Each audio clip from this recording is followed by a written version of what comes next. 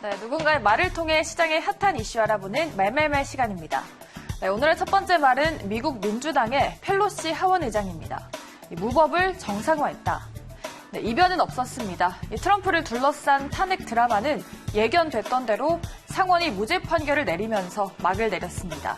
여당인 공화당에서 20명 이상 반란표가 나와야 탄핵이 되는데 권력 남용 혐의에서만 1명이 이탈했습니다.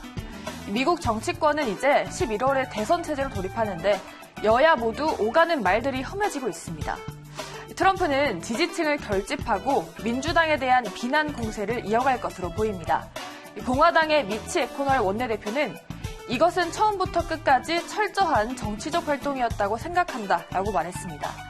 반면에 민주당 의원은 성명을 내고 대통령과 상원 공화당 의원들은 무법을 정상화했다. 대통령은 영원히 탄핵됐다라고 말했습니다. 민주당은 볼턴 전 보좌관을 청문회에 소환할 걸로 보이고요. 우크라이나 스캔들을 이어가면서 반트럼프 결집에 나설 것으로 전망됩니다. 유럽중앙은행 크리스틴 총재 말로 넘어가 보도록 할게요.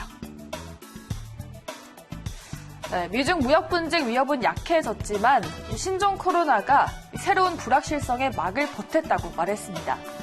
다국적 기업의 중국 공장들이 줄줄이 가동을 중단하고 있죠. 애플의 중국 공장이 가동됐습니다. 다음 달 예정된 아이폰 SE의 출시가 연기될 수 있다는 관측이 나오고 있죠.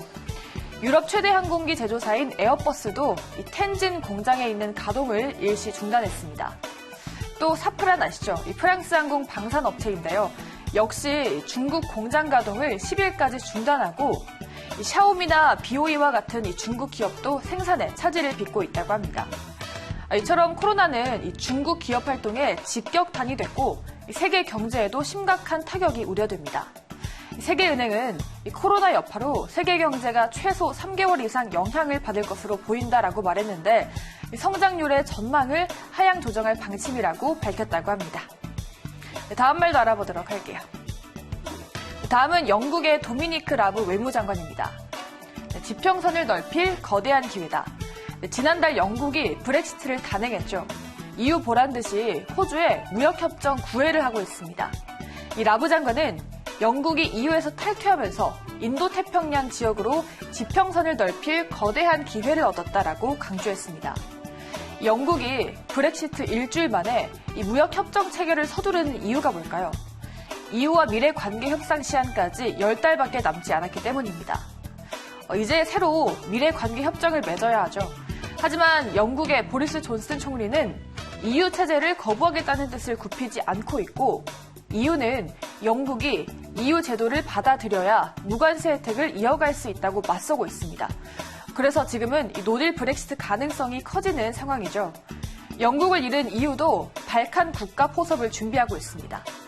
EU가 발칸 국가의 가입을 차단하면 가뜩이나 브렉시트로 뒤숭숭한데 러시아와 중국의 유럽에 대한 영향력이 커질 수 있기 때문이라고 합니다.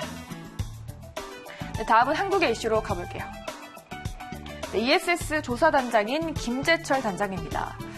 지금 ESS에 잇따라 화재가 발생했었죠. 정부가 5건을 집중적으로 조사했고 다시 결과를 냈습니다. 5건 중에 4건은 배터리 이상이 원인으로 추정된다는 겁니다. 하지만 제조업체들은 강력하게 반발합니다. 삼성 SDI의 이명호 부사장은 같은 배터리를 공급한 해외 사이트에서 화재가 발생된 이력이 없고 국내에서만 유독 화재가 발생하고 있다라고 말했습니다. ESS 시장은 한국 업체들이 세계 시장의 절반을 차지할 정도였는데 이번 화재로 타격을 받았죠. LG화학은 중국 난징 공장 생산 배터리를 모두 교체하겠다고 했고 삼성 SDI도 안전 대책을 내놨습니다.